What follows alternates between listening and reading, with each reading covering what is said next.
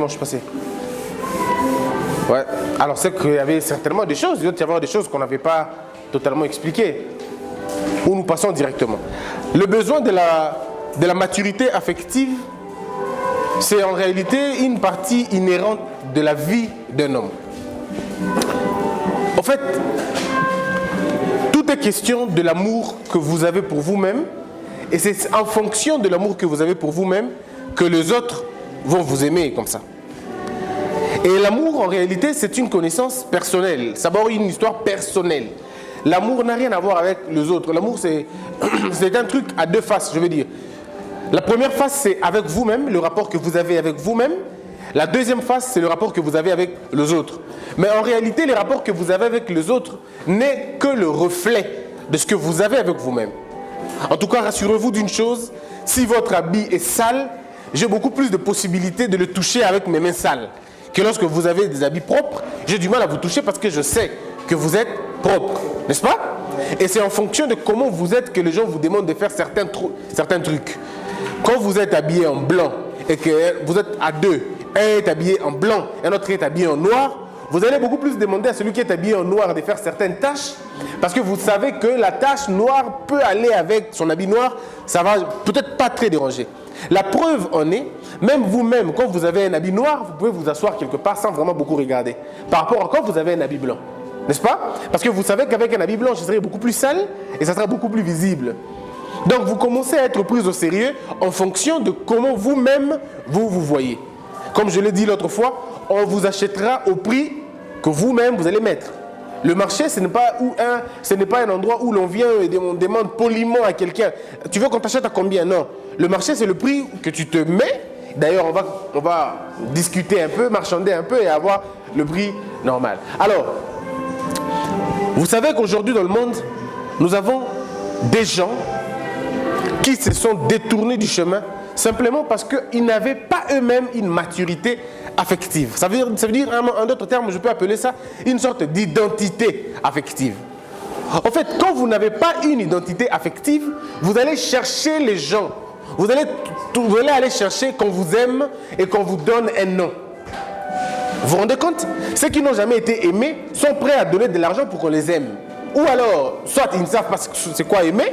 Alors s'ils ne savent pas c'est quoi aimer, ils vont détruire ceux-là qui apporteront peut-être quelque chose de bien pour eux. Et si ils n'ont pas d'amour, ils ne connaissent pas ce que c'est l'amour, ils vont devoir acheter cet amour-là. Et ce sont généralement des gens qui souffrent. Et vous les entendrez dire en réalité, parce que nous avons une base que nous estimons être la base, ce que moi j'appelle le seuil, ton seuil d'amour. Tu sais que si on ne te donne pas à ce seuil-là, tu as comme l'impression qu'il y a un manque. Et quand on te donne un peu plus que ce seuil, tu as comme l'impression qu'on t'étouffe. Tu commences à dire, ah, petit Alexis Bolingo, il est qui trop? C'est déjà arrivé, non? Parce qu'on t'a donné au-delà de ton seuil. Au lieu que ça te fasse du bien, ça commence à te faire du mal. Parce que l'excès de l'amour, ça étouffe aussi. Mais est-ce qu'il y a excès d'amour? Non, il n'y a pas excès d'amour. Simplement, il y a un problème de seuil. Vous comprenez? Il y a un problème de seuil que nous devons nous-mêmes identifier. Et c'est ce qui rentre en compte, c'est ce qui, en fait, c'est de ce que je parle, d'une sorte d'identité affective. Comment tu t'aimes toi-même? Comment tu t'aimes? Parce que le fait que si tu réponds à la question de comment tu t'aimes, tu répondras à plusieurs questions après. C'est en fonction de l'amour que tu as pour toi que tu vas dans certains endroits. C'est en fonction de l'amour que tu as, que tu manges certains trucs, que tu t'habilles d'une certaine manière et que tu as même certaines relations en fonction de comment tu t'aimes toi-même. Vous comprenez? Ne vous en faites pas quand vous voyez des gens s'associer ensemble et tout, et puis se plaint après. En réalité, cette personne-là, soit il ne se connaît pas, soit il n'a aucune identité affective. Voilà pourquoi ça le pousse à intégrer n'importe quel cercle. Et quand il a mal, on lui fait mal, il sort de cette histoire en disant les gens sont méchants. Mais généralement, on ne va pas chercher loin. Et ça, c'est le mal de l'homme noir. L'homme noir ne va pas chercher loin. L'homme noir cherche là où le problème est arrivé. Il ne va pas voir les causes. Ça vient d'où? Ça a commencé quand? Quelle est ma responsabilité? Non. L'homme noir, d'une manière générale, cherche qui blâmer, qui peut porter ce chapeau. C'est pourquoi vous allez voir des femmes être déçues 16 fois dans la même situation. Et puis elle te dit, c'est comme pour elle, c'est comme une victimisation. Elle est à l'aise quand elle dit ça. Nga vraiment, n'habitez, dans un machin, ça m'a monté, dans ton baka, dans belle amabé. Mais attends, 2 secondes. Ce n'est pas toi qui as tué Jésus, c'est que ceux qui ont tué Jésus sont morts.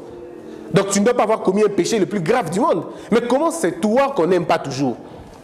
Parce que toutes les apparences ne peuvent pas être contre toi. Ça veut dire que tu as en toi un élément qui attire le mal vers toi sans que tu le saches. Vous comprenez un peu? C'est comme les requins dans l'eau.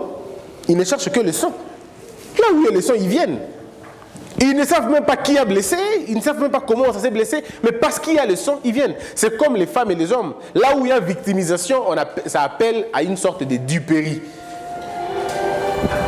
N'avez-vous jamais entendu quelqu'un dire Mouto pendant la bêtise, pas sinanga, et puis exploiter les sous?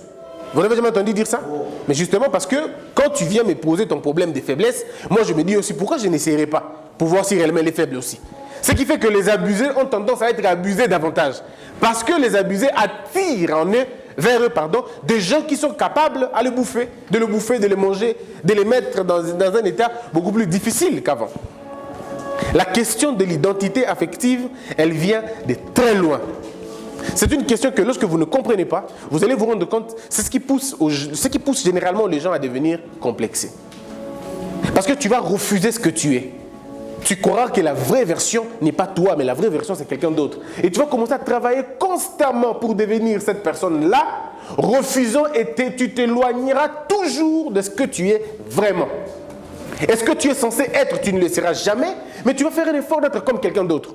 En réalité, c'est une poursuite contre le vent. Tu n'attraperas jamais, tu ne deviendras jamais Christian. Jamais de la vie. Le jour où tu deviens moi, je meurs. C'est pas possible. Tu ne peux pas devenir moi. Parce que dans la vie, 2 personnes ne peuvent pas jouer le même rôle. C'est pas possible. Ce n'est pas possible. Quand vous avez 2 faces dans une même maison, vous connaissez les conséquences. Il faut que soit la maison se brûle, soit il n'y a pas de courant. En tout cas, ça ne peut pas marcher. C'est pour dire que vous êtes obligé, appelé à vous trouver vous-même un canal propre à vous et peut-être avoir des éléments d'emprunt des autres. C'est toujours important. Parce que dans ce que nous sommes ici au monde, nous avons un peu des autres. Tu as l'aîné de ton père, n'est-ce pas? La voix de ton oncle, tu as un comportement de ta tante, tu parles un peu comme quelqu'un que tu as vu à la télé, tu t'habilles comme quelqu'un d'autre. Bref, nous sommes un ensemble de beaucoup de choses. Mais ce qui compte, c'est ta capacité d'orchestrer ces choses-là pour que ça devienne toi. Tu vois un peu? On va tous manger le pondou. Mais on ne mangera pas les tchakamades tous. Non. On va tous manger le pondou, oui, mais chacun mangera le pondou à son goût. Moi, je mangerai le pondou matamba, toi, tu mangeras le pondou mafuta, lui, il mangera le pondou. Bref, chacun aura sa propre recette, même si on a les mêmes ingrédients. Alors, ton identité affective déterminera le respect que tu auras pour les autres. Vous avez des gens qui ont constamment peur des autres. Ce n'est pas qu'ils ont peur de mourir, non. Ils ont peur de pouvoir combattre. Ils disent non, je ne peux pas. Lui, il est plus élevé que moi. Il est plus grand que moi. Plus grand que toi en quoi? Ce n'est rien à voir, ce n'est pas une malédiction. Il est plus grand que toi parce que tu as estimé librement que lui peut être plus grand que toi. Et comme on dit dans la Bible, il te sera fait selon. Si tu penses que lui est plus fort que toi, il le sera aussi. Donc c'est une question d'identité. Et moi, dans toute ma vie, je ne fais que rencontrer des gens qui ont un problème d'identité affective. On peut partir du point A vers le point B ou même le point C, on trouvera la même chose. Ça ne vous est jamais arrivé dans la vie de vous dire que moi, si au Pena, à Bongina, on balie au thé, c'est jamais arrivé? Ça, c'est un jugement que vous faites, vous, de l'extérieur. Vous dites, mais façon, moi, si au Pena, on balie, on est simbité. Et simbité, n'est-ce pas? Et si vous allez vraiment dans les raisonnements, si tu parles avec cette femme et cet homme, tu te rends compte que, moi, si au Pena, on dirait que on balie des mingues, cet homme, on dirait, il ne réfléchit pas. Et certaines personnes estiment même que pour avoir la raison ou pour trouver une solution au problème, vaut mieux ne pas parler à l'homme, il faut parler à la femme. Parce qu'on estime que l'homme ne comprend pas bien les choses. Pas parce qu'il est méchant, mais parce qu'il a une incapacité de comprendre les choses. Ça vous est déjà arrivé? Comment ça se fait que ces 2 personnes se rencontrent? Comment vous voyez la femme, elle est le jour, l'homme est la nuit, mais quand même les 2 s'entendent et ils semblent être ensemble? Ça ne vous a jamais posé la question? Il y a un problème de compatibilité, c'est vrai. Il y a un problème d'absorption aussi. Parce qu'il y a d'autres mibali, tobasi, bandima penaba absorber bango. C'est-à-dire, elle a arrêté de vivre. Je ne vivrai que par toi, par ce que tu diras, par comment tu verras les choses. Ça arrive comme ça, des couples comme ça, ça arrive. Mais ces couples-là ne vivent jamais une vie, une vie épanouie. c'est très compliqué pour vivre une vie épanouie, parce que vous ne pouvez pas vivre épanoui si vous n'êtes pas ensemble. C'est-à-dire si vous ne vous entendez pas, si vous ne faites pas des concessions. Parce que la règle d'une relation d'amour, ce n'est pas la domination, ce n'est pas la suprématie, c'est plutôt la concession. Mais cette concession organisée, vous comprenez? Alors maintenant, dites-moi, comment vous allez faire pour découvrir d'abord votre identité affective afin de l'améliorer pour qu'on commence à parler d'une maturité. Parce que vous devez d'abord avoir une identité affective. Et ça commence quand? C'est ce que j'essaie d'expliquer maintenant. Revenons. L'identité affective vient de la manière dont on est et de l'environnement dans lequel on grandit. Et ajouter un troisième élément, du message qu'on a entendu. Et ce message-là, vous pouvez ouvrir deux guillemets, deux volets, pardon. Le premier volet, c'est le message que vous avez entendu sur vous-même. Deuxième volet, le message que vous avez entendu des autres. Parce que le message, en réalité, le message est comme un véhicule de la perception. C'est en fonction du message que vous entendez, que vous voyez. Enfin, on ne voit pas les messages, mais les images que vous voyez. Les images que vous voyez, le message que vous entendez modèle votre perception, corrompt votre perception, détermine votre jugement et peut influencer sur les actes que vous allez poser. Vous comprenez? Parce que l'homme est visuel, l'homme est aussi oral. Il écoute et puis il voit. Ce qu'il voit lui donne un message, il va le puiser dans la réserve de ses connaissances pour lui donner la possibilité d'agir. Parce qu'il faut le voir. Quand tu vois, tu interprètes, tu puises dans la réserve de ton action et puis tu agis. Mais on agit en fonction de quoi? On agit en fonction des valeurs que nous avons au fond de nous. Je vais vous dire comment ça se passe. Un exemple simple. Je sais que pour moi, si tu me frappes, je te frappe. D'accord? Tu me fais du mal, je te fais du mal. Tu m'insultes, je t'insulte. C'est ça la règle. Ok? On peut dire ça comme ça. Maintenant que je te vois, je ne t'entends pas, mais je te vois de très loin en train de taper à ma soeur. Tu as frappé ma soeur. Je suis là en train de passer, je te vois très loin. Mais Monica Likofi, chez ma soeur. Qu'est-ce que je fais en ce moment-là? Vous savez ce qui se passe? J'ai vu, j'interprète. J'interprète quoi? C'est une violence. Quoi? Une brutalité. Alors, je vais faire quoi? Je vais aller puiser dans ma réserve de connaissances pour faire l'arithmétique et les calculs. Qu'est-ce qui se passe quand on viole ma soeur, quand on tape ma soeur? La réponse sort, viole aussi, tape aussi. Et je viens, je cogne, je tape. Vous comprenez? Ça vient d'où? Ça s'est passé dans les secondes. Mais c'est où? Généralement, c'est logé dans quoi? C'est logé dans la perception que tu as de toi-même, mais aussi de ce que tu vois aux autres. Mais ça vient d'où? Ça vient de ce que tu as vu, tu as déjà entendu quelque part. C'est peut-être un parent qui t'a dit « Mon nangai, tu as entendu ça, n'est-ce pas? Mon nangai, jeté. Moi aussi, on a tous entendu ces messages.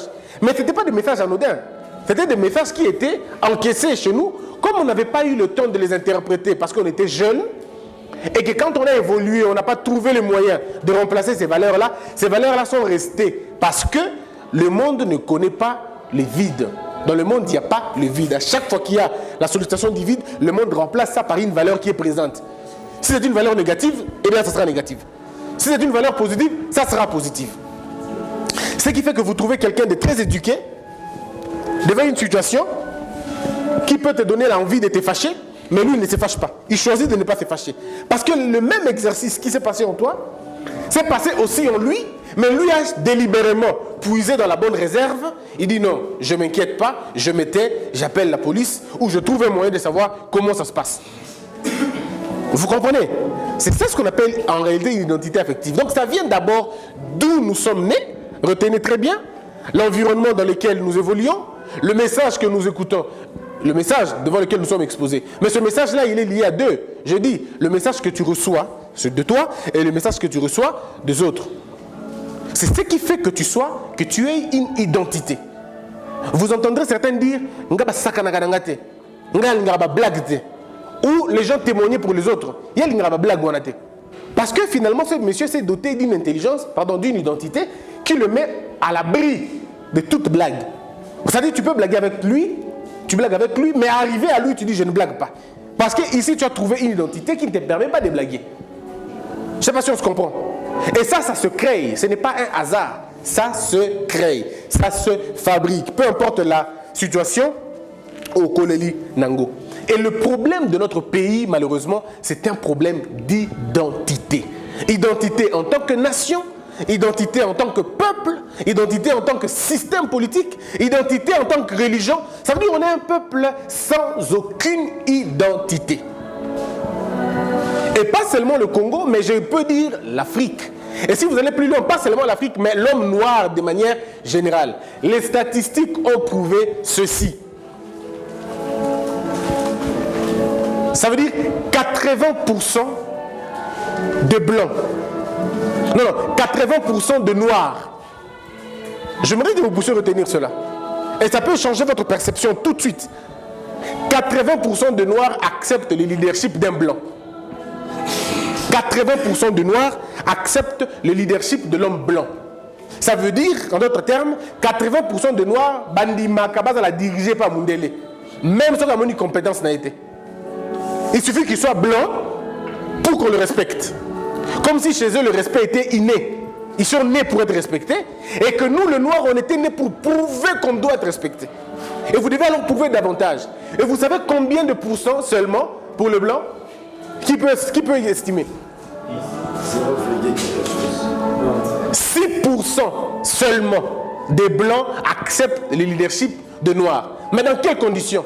Il faut que tous leurs intérêts soient rassurés. Ça veut dire que tu payes le salaire, tout est rassuré pour qu'ils acceptent. C'est ainsi que vous allez trouver. Ce n'est pas un cas général, mais allez-y faire le tour. Même dans les églises, vous allez trouver une chose qui va vous étonner. Même dans l'église catholique, la majorité des prêtres sont blancs. La majorité sont blancs. Parce que même dans certaines églises, pour parler de Dieu, tu dois être blanc. D'autant plus que les Jésus qu'on a prêché avait les yeux bleus, il était blanc, et que eux, comme ils sont bleus, ils ont les yeux bleus, ils sont blancs, ils ont comme l'impression qu'ils sont des frères de Jésus. Et que nous, qui venons de loin, de très loin, et même la couleur noire, le dit ici clairement, noir c'est l'absence de toutes les couleurs, noir c'est tout, noir c'est vraiment pas bien, noir c'est tout ce qui se passe dans le noir, on raconte tout ça, et vous croyez même que noir est si mal. Et dans le pourcentage des gens qui se blanchissent la peau, vous allez vous rendre compte que ce sont plus les noirs qui veulent devenir comme. Et puis encore, même un Marocain a tendance à te faire croire que tu es noir et que lui il est blanc. C'est une question de peau. Même un Libanais, quand il te parle, il est au-dessus de toi. Un peu comme s'il était supérieur à toi. Pourtant, devant un blanc, moi et un Libanais, on est pareil. Le blanc n'a aucun respect pour un Libanais, aucun respect pour un Oriental, de la même manière qu'il n'a pas un respect pour nous-mêmes. Et ça, je peux vous prouver plusieurs fois. On a fait des statistiques pour vous prouver que les avions Air France qui quittent la France pour venir au Congo, vous risquez de trouver des vieilles toilettes, des vieilles latrines, des trucs qui ne sont pas très très confortables. Mais si vous prenez le même avion, quand il va aux États-Unis, ce n'est plus le même confort. Le confort est totalement différent. Parce que ça veut dire c'est le même billet. Vous payez tous de la même manière. Mais tout change par rapport à la destination. Vous allez où en Afrique? Ah bon, d'accord, vous voyez, ce sont des hommes qui, à peine des hommes quoi. Ça, les minimums, ça va. La ligne qui est le plus contrôlée, c'est la ligne des Africains quand ils viennent. On les contrôle beaucoup plus. Parce que ces gens n'ont aucune identité affective, aucune. En fait, les Noirs peuvent accepter qu'on les insulte, qu'on les torture, qu'on les maltraite, et puis il va avoir une bête réponse, Nzamba Gosal, Nzamba Go juger Bisso. Mais ce blanc-là, lui, il sait que tu ne peux pas le faire ça.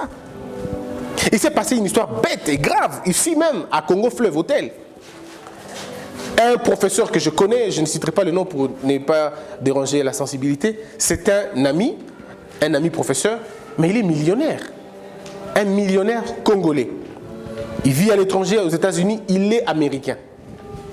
Le voilà devant le guichet parce qu'il faut qu'on renouvelle sa clé. Il se présente devant le guichet, demandant qu'on lui donne sa clé. En chemise et puis en pantalon. Je crois qu'il était il était en veste. Veste, pantalon, tout était bien en tout cas. Mais il y a un Italien derrière, en polo et en culotte, qui lui aussi veut qu'on lui donne un service, je crois. Et celle qui était devant, c'est qui? C'est une Congolaise, une hôtesse, qui dit au prof, non, faites passer, monsieur, venez. Alors, le prof s'est fâché. Il dit, madame, Qu'est-ce qui se passe? Pourquoi vous le prenez lui avant moi? Alors que moi je suis venu avant. Et la dame ne prend même pas le temps de lui expliquer. Elle dit, monsieur, venez. Et l'Italien passe quand même devant et on laisse faire. Pendant les désordres, pendant les petites discussions, le gérant qui connaît que le professeur est un millionnaire, il sort quand même le saluer. Prof, qu'est-ce qui se passe? Et le prof dit, je ne comprends pas. Je suis venu avant l'Italien et la dame refuse de me servir. Elle veut servir le blanc avant moi. Et maintenant le diacre dit, mais tu ne connais pas que c'est lui? Il cite son nom. Alors la femme dit, excusez-moi, je n'ai pas fait attention. Le prof dit, je ne bouge pas d'ici, tu dois me dire, qu'est-ce qui t'a poussé à prendre le noir, les blancs avant moi?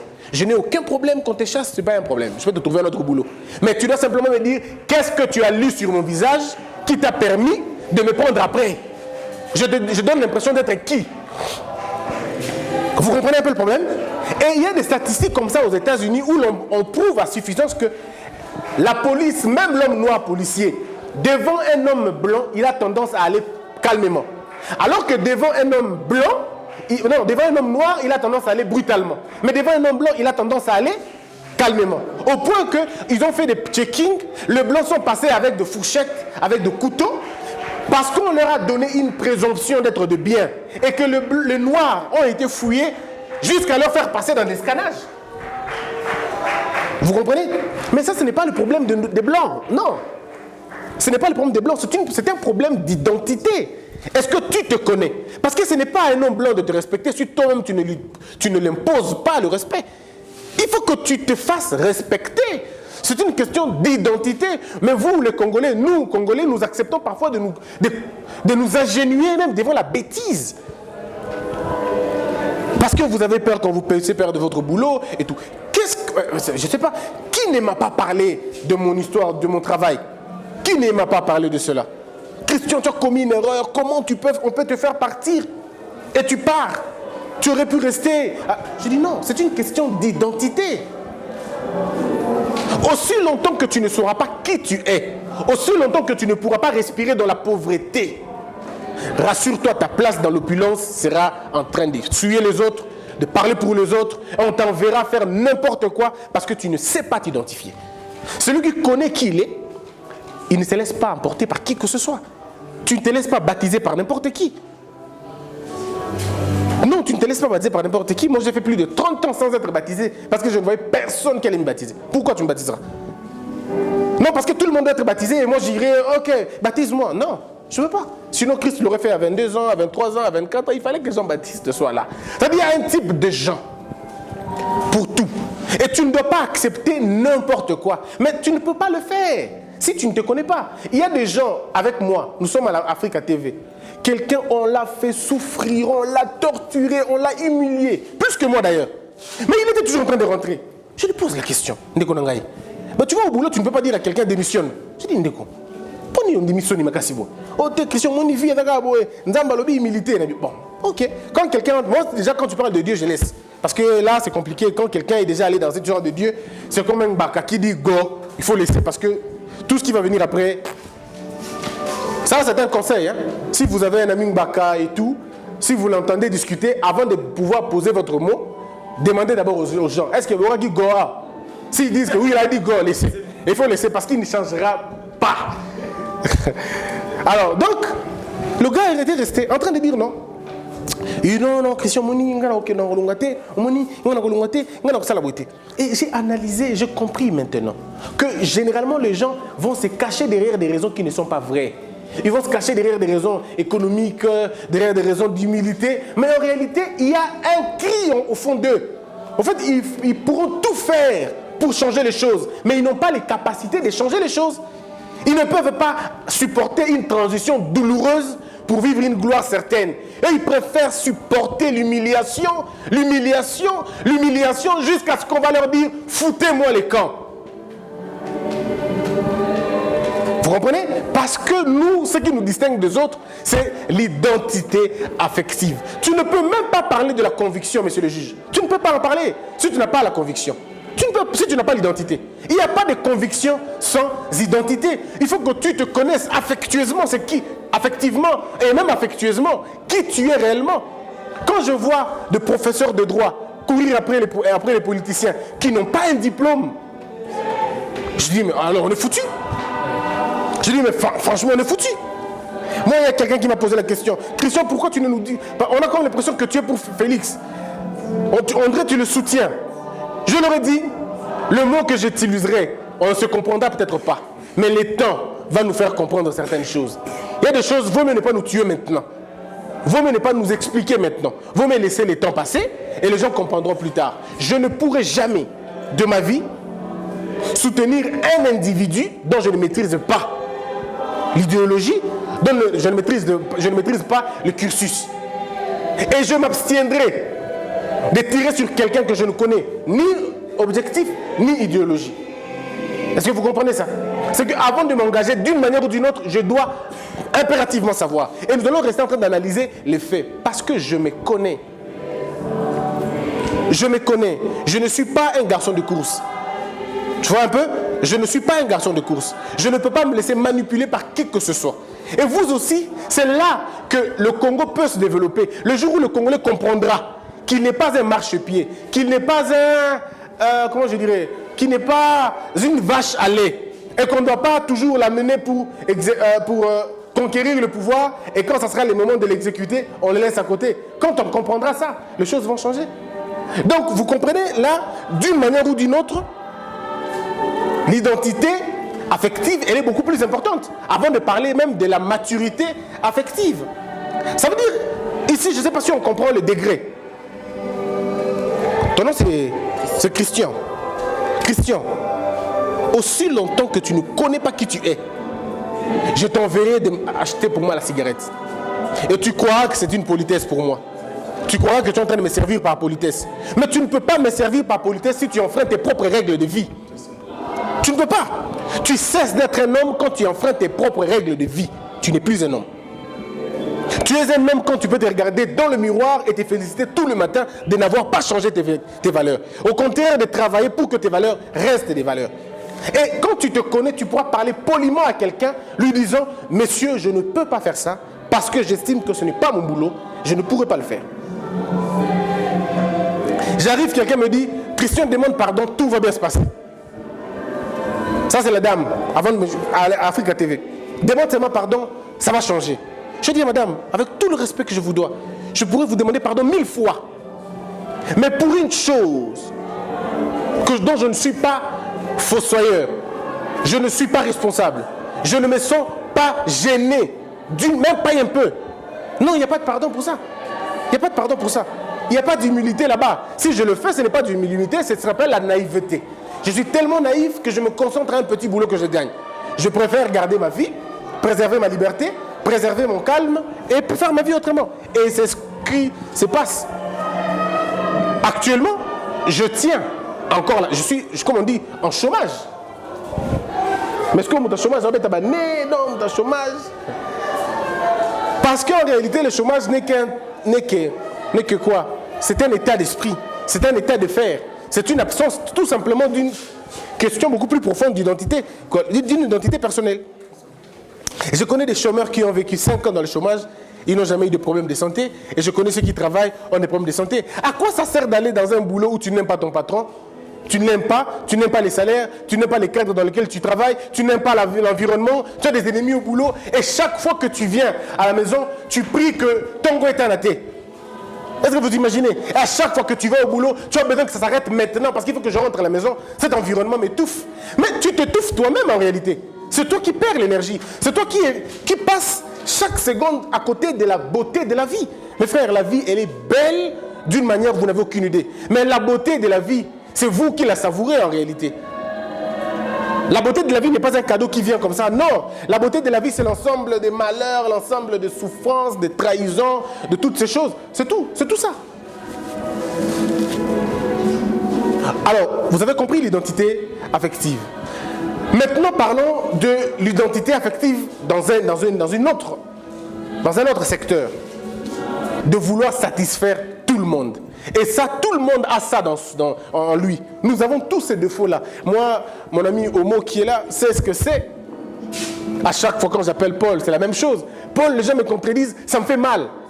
Même moi qui vous parle. J'ai très mal quand les gens me contredisent. je me sens beaucoup plus faible, fragile. Parce que je me dis, pourquoi ils me contredisent pas sur les faits? D'accord? Quelqu'un dit, Mangolibila s'appelle Nangote. Mais dis-moi pourquoi s'appelle Nangote? Ça s'appelle Nangote, t'es en fond ou tout. Voyez-vous? Alors cette absence de me dire les raisons pour lesquelles tu me hais ou les raisons pour lesquelles tu ne me crois pas, ça me fragilise moi personnellement. Mais on travaille pour ça. Parce que de toutes les façons, tu ne pourras jamais plaire à tout le monde. Quand tu verras un fleuve et que tu voudras traverser, il y a des gens qui te diront, il y a autant de crocodiles ici, il y a autant de serpents, n'essaye pas. N'est-ce pas? Il y a aussi des gens qui te diront, tu sais, hein, tu peux essayer. À ton tour, peut-être tu n'auras pas des crocodiles. Mais il y a d'autres qui peuvent te dire, essaye, même s'il y a des crocodiles, tu peux te battre. En fait, c'est comme ça la vie. Vous comprenez? Et avant de continuer dans ça, je vous donne une petite anecdote. Il y a 3 femmes.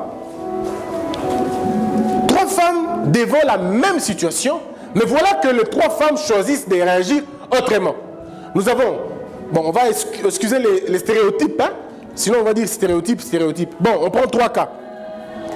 Les 3 femmes, qu'est-ce qu'elles font? Elles vont dans un centre comment on appelle, de jeu, hein, de divertissement. Ils vont là-bas, par exemple ici à Congo Loisirs, 3 mères amènent leurs fils. Ils arrivent au centre, les fils, qu'est-ce qu'ils font? Ils courent vite derrière le truc. Hein? Allez, Mati, Nabilo Kamine Newana, Bakoui. Depuis qu'on a l'écolo. Bakoui. La première femme vient. Moi, Betty Monae. Betty, pour nous, c'est le moment. Ainsi de suite, il prend son enfant. Allez, j'ai essayé pour eux. Vandao. Vous avez vu l'attitude? Responsable, non? C'est très bien, n'est-ce pas? Est-ce que c'est responsable, n'est-ce pas? Bon, je comprends que vous hésitez encore pour atteindre les 2 autres. Alors la deuxième femme, son enfant tombe. Il vient et dit, Christian, pourquoi tu es allé jouer là-bas? Tu n'as pas vu les dangers qu'il y avait là-bas? C'est fini, tu joues plus, viens. C'est fini, hein? Ne pleure plus, viens. Ça, c'est quand même responsable, n'est-ce pas? Maintenant, une troisième voit son enfant descendre, tomber. Il dit, comment tu te sens? Ça va? Tu as vu que c'est pas si facile, hein? Alors remonte encore, tu ne tomberas plus. Remonte. Ça, c'est suicidaire, n'est-ce pas? Et ce n'est pas moi qui le dis, c'est Freud, hein? Freud associe les 3 comportements à des types. Malheureusement, il dit, la première femme, c'est une américaine, la deuxième est une européenne, et la troisième est une congolaise, est une africaine. Ça veut dire quoi? Ça veut dire que les Africains, devant un danger, ils préfèrent plus essayer. Hein? L'Africain, quand il a vu un danger là, c'est fini, il ne revient plus. Pour lui, il dit que Nzamba lobby. Oh,